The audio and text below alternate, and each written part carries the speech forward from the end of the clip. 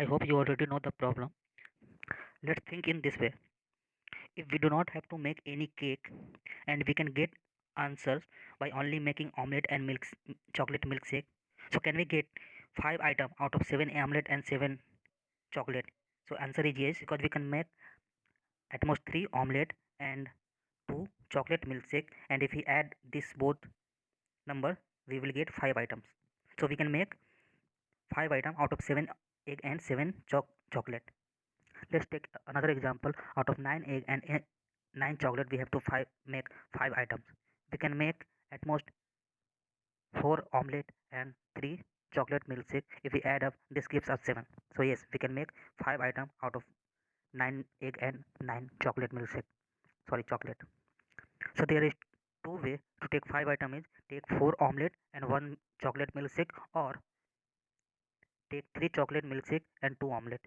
So in this way, we can get 5 items.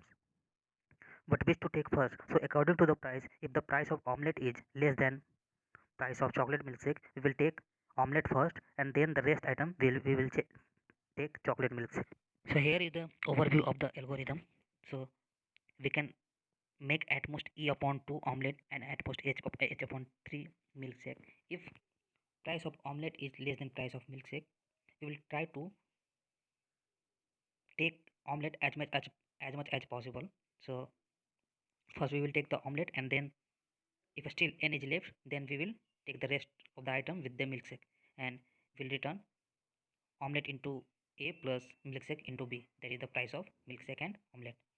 And here you also have to check if milkshake plus omelette should be greater equal to n, because if we cannot make n out of this omelette and this milkshake, then it is relevant to check this all the things, and we can make a function out of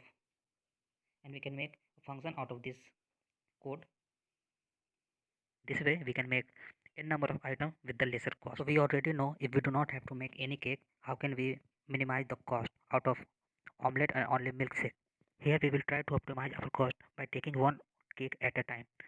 In each time we will take some cake, and with the rest egg and chocolate we will try to optimize our rest amount, and each time we will store our answer as the minimum one.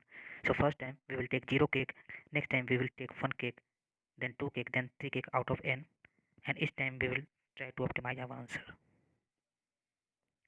This function we already know.